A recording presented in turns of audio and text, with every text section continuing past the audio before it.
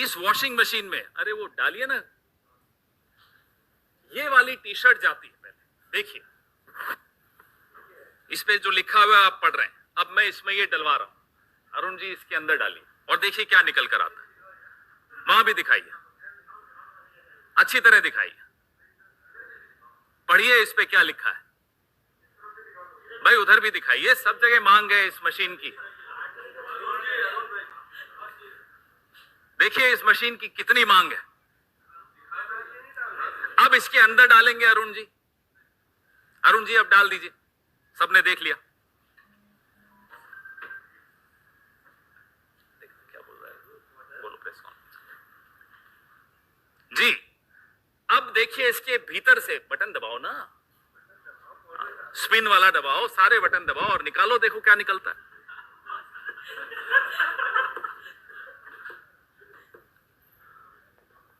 आज की प्रेस वार्ता मोदी जी जरूर देख रहे होंगे। अब ये देखिए साफ होकर क्या निकला।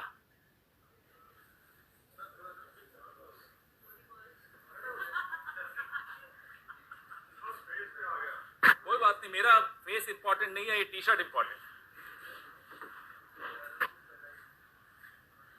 देख लिया आपने? तो ये जादू आपको दिखाया।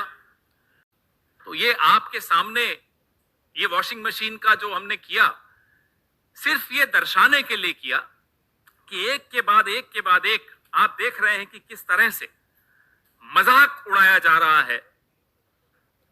आप लोगों की पत्रकारिता का मजाक उड़ाया जा रहा है, क्योंकि आपकी पत्रकारिता ने इन आरोपों पर जमकर चर्चा की थी। इस देश की राजनीति का मजाक उड़ाया जा रहा है, इस देश के सीएजी का मजाक उड़ाया जा रहा है, इस देश की एजेंसीज का मजाक उड़ाया जा रहा है, इस देश के लोकतंत्र का मजाक उड़ाया जा रहा है। अब इस मजाक का अंत होना आवश्यक है, क्योंकि अब यह मजाक क्रूर हो गया। It's a cruel joke now. मतलब कोई इतनी बेशर्मी से कोई ऐसा कोई करे, कभी कभी इतिहास में इस देश ने नहीं देखा। तो दोस्तों, ये वॉशिंग मशीन हम आपको बेच नहीं पाएंगे, ना आप खरीद पाएंगे, क्योंकि 8,552 करोड़ की मशीन तो सिर्फ एक ही आदमी रख सकता है, उसका नाम नरेंद्र मोदी है। लेकिन इस वॉशिंग मशीन की बात आप लोग छापिएगा और दिखाइएगा जरूर। यह देश को जानने का हक है। और इस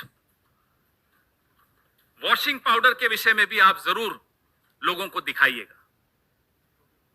आप सबको ये कॉपी दे रहे हैं, ये कॉपी आप संभाल के रखिएगा। ये इस लोकतंत्र में, ये आपके बच्चों को, आपके आने वाली नस्लों को जरूर दिखाइएगा कि एक दौर ऐसा आया था, एक वॉशिंग मशीन ऐसी आई थी, एक वॉशिंग पाउडर ऐसा आया था जो घोटालेबाजों को राष्ट्रभक्त बना देता था। जरूर बताइएगा। इससे अच्छी शिक्षा आप अपनी आने वाली नस्लों को नहीं दे पाएंगे। धन्यवाद। आज की प्रेस वार्ता से पहले एक खबर छपी कि श्री प्रफुल्ल पटेल के खिलाफ सीबीआई ने मामला बंद कर दिया। आज से कुछ महीनों पहले प्रफुल्ल पटेल जी ने एनसीपी को तोड़ा, भाजपा के इस वॉशिंग मशीन के गठबंधन में शामिल हुए, इस वॉशिंग मशीन के अंदर गए और बाहर यूं निकल कर आ गए। ये प्रफुल्ल पटेल जी के साथ हुआ। ऐसे 21 उदाहरण हैं, अभी आपको मैं प्रेस रिलीज में दे रहा हूं। 21 उदाहरण। हिमंता बिस्वा शर्मा है, उसमें नारायण राणे है, उसमें अजीत पवार है, उसमें हसन मुशर्रफ है, उसमें छगन भुजबल है, उसमें अब अशोक चौहान जी भी उसमें। और आपको मैं एक एनेक्सर दिखाऊंगा। ये भाजपा ने आरोप प्रफुल्ल पटेल पर लगाए थे। ये देखिए, ये क्या आरोप थे? ये आरोप थे कि एयर इंडिया को लीज पर हवाई जहाज लेने की कोई जरूरत नहीं थी, लेकिन प्रफुल्ल पटेल जी ने, मंत्री जी ने जबरदस्ती फाइल मूव की और लीज पर, पट्टे पर हवाई जहाज लिए, जिससे 3,000 करोड़ से ऊपर का नुकसान हुआ। और वो पैसा आरोप लगाया गया कि हमें मिला यूपीए की सरकार में।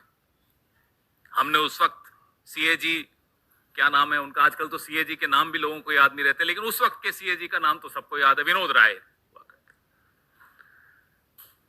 कठपुतली थे, डोर जिसके हाथ में थी आज वो सत्ता में है। तो सीएजी ने अनाप शनाप लंबी चौड़ी उसमें टिप्पणियां की, आप लोगों ने खूब चलाई वो टिप्पणियां, और उन सब रिपोर्ट्स का लाभ लेते हुए आज नरेंद्र मोदी जी इसके ऊपर सवार होकर बैठे। या तो प्रफुल्ल पटेल जी ने भ्रष्टाचार नहीं किया, और अगर नहीं किया तो ये आरोप झूठे थे। नरेंद्र मोदी को माफी मांगनी चाहिए प्रफुल्ल पटेल से, यूपीए से, कांग्रेस से, इस देश के पत्रकारों से, इस देश के एक्टिविस्ट से, इस देश के तमाम उन नागरिकों से जिन्होंने उस रिपोर्ट को और नरेंद्र मोदी की बात को गंभीरता से लिया था। अगर वो ईमानदार थे तो ये आरोप झूठे थे। और मैं प्रफुल्ल पटेल जी से भी आग्रह करूंगा, हिम्मत दिखाइए, ठोक दीजिए मानहानि का दावा नरेंद्र मोदी पर, हिम्मत दिखाइए। अब तो क्या, अब तो आपके पास ये हो गया, अब तो आप साफ हो गए, अब थोड़े वापस से फाइल खुलेगी। और अगर ये आरोप सच्चे थे तो ये फाइल क्यों बंद हुई, ये केस क्यों बंद हुआ?